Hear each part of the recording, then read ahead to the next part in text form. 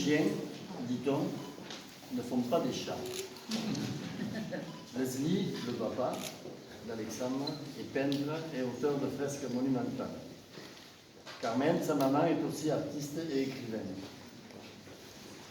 Ils sont le sujet de sa gracieuse majesté les années paires, au sujet de la perfide Albion, comme on disait du temps de Baudelaire, des années impaires. Ça dépend des aléas de l'histoire en France. Mais vous remarquerez que les Français, avec leur sens des nuances, qui parfois n'a pas de sens, ne disent jamais « c'est un sujet de sa gracieuse majesté de la perfide Albion », même pendant le tournoi Destination. Bon, de toute façon, maintenant on s'en fout. Et si les Anglais nous donnent des artistes comme Alexandre Charette Taix, je l'ai bien prononcé, ben on prend tout. Alors, accueillir un artiste, c'est lui dire ta tête bouillonne d'idées et d'images, il faut qu'elles sortent, il faut que tu les montres, et enfin, il faut qu'on les voie. Nos murs te sont offerts. Quelle que soit la qualité de ton travail, nous nous garderons de juger. Notre fonction première, c'est de donner à celles et à ceux qui le veulent la possibilité de regarder tes œuvres. Sur ces murs, justement, vous voyez qu'Alexandre ne se limite pas à la reproduction confortable d'un genre. Paysage impressionniste coloré à l'huile, gravure sur linoléum, vanité, illustration de poésie de Charles Baudelaire et petits dessins fantaisistes qui sont collés sur les murs. Ce sont les œuvres les illustrations des poésies de Charles Baudelaire qui ont plus particulièrement retenu mon attention. Alexandre a su montrer le contraste frappant chez Baudelaire entre le désordre de sa vie et son besoin de pureté, d'ordre et d'harmonie. Mais notre guide du centre de sculpture romane ne se consume pas dans les affres de l'idolâtrie. En gros, légèrement moqueur, il s'adresse à Baudelaire en disant « Charles, tes paradoxes m'apportent des émotions, ils stimulent ma sensibilité, ils élargissent ma pensée et enrichissent mon esprit, mais ce sont tes paradoxes. Je te les laisserai pour passer à autre chose. » Et dans l'œil grave d'Alexandre pétille toujours une petite étincelle d'ironie.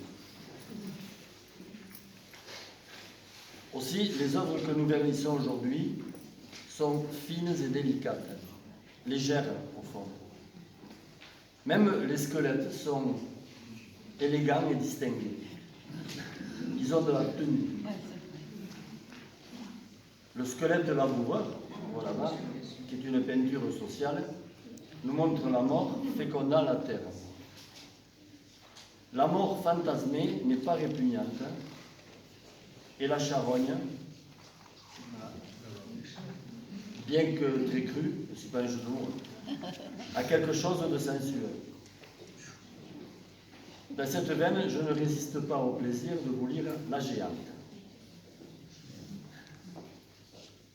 Du temps que la nature, en sa verve puissante, concevait chaque jour des enfants monstrueux, je s'aimais vivre auprès d'une jeune géante, comme au pied d'une reine, un chat voluptueux. Je s'aimais voir son corps fleurir avec son âme et grandir librement dans ces terribles jeux, deviner si son cœur couvre une sombre flamme aux humides brouillards qui nagent dans ses yeux.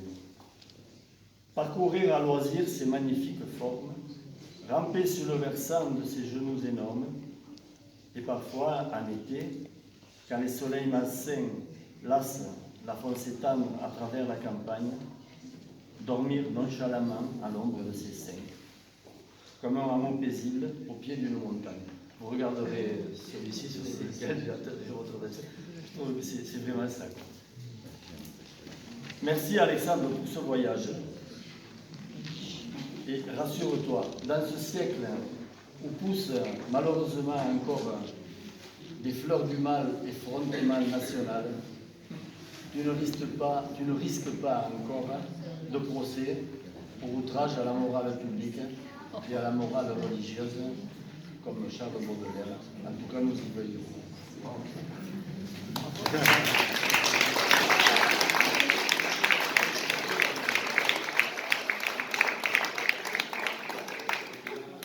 Maintenant, il faut que je fasse un discours encore mieux, c'est ça? Aussi bien. D'abord, je voudrais remercier toutes les personnes qui sont venues aujourd'hui pour ce vernissage, qui sont parfois venues d'assez loin, au département, même peut-être encore au-delà. Et puis, remercier le Centre de sculpture romane, la municipalité de Cabestany pour m'avoir offert l'occasion d'exposer dans cet endroit que je connais très bien. Remercier particulièrement Alain Trottel, évidemment, et Madame Rivas, qui représente la mairie de Cabestany. Également un très grand merci pour Muriel, pour Hélène, que je ne vois pas ici, pour Sandra. Alors, Hélène est là, mais Sandra, je ne la vois pas, c'est normal, elle est à l'accueil. Voilà, qui me supporte toute l'année, et qui en plus me demande de venir exposer, donc elle veut me supporter encore plus. Merci beaucoup. Et qu'est-ce que je dois ajouter? Il y a un programme de... Ouais, un programme, donc, comme c'est toi qui vas animer, il y a un programme, tu peux en parler. Voilà. Je vais en parler, voilà, on me dirige, on me dit, voilà. Donc, il y a 3 événements autour de l'exposition. Il y a un premier événement qui aura lieu le 19 février, ça s'appelle Poésie en couleurs, c'est plutôt pour les enfants. Donc c'est une illustration d'un poème qui va être fait, donc on a choisi des poèmes et puis les enfants vont faire une illustration eux-mêmes, qui vont encadrer, qui vont être un peu guidés, mais c'est eux qui vont faire selon leur sensibilité. Ensuite, le 25 février, il y aura une conférence que je donnerai sur les fleurs du mal de Baudelaire et leur illustration. Donc, on verra comment le recueil des fleurs du mal a été écrit, comment ça a été illustré à travers plein d'exemples, parce que je ne suis pas du tout le premier, vous l'aurez compris, à avoir illustré les fleurs du mal. Il y a de beau monde avant moi. Et donc, il y a aussi des lectures. Voilà, et à l'issue de cette conférence, il va y avoir des lectures par les adolescents de l'atelier de Thierry Cora qui nous ont fait plaisir de venir, peut-être pas toutes là, mais il y en a un certain nombre. c'est plutôt chouette d'avoir des ados. Et puis finalement, il y a un atelier pour les adultes qui sera une initiation à la linogravure. Ils ne connaissent pas, donc c'est juste faire une image en linogravure.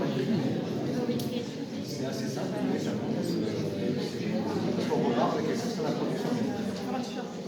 On peut faire un t-shirt si on a de l'encre textile. Voilà. C'est tout à fait faisable. Voilà. Donc encore une fois, je vous remercie d'être venu.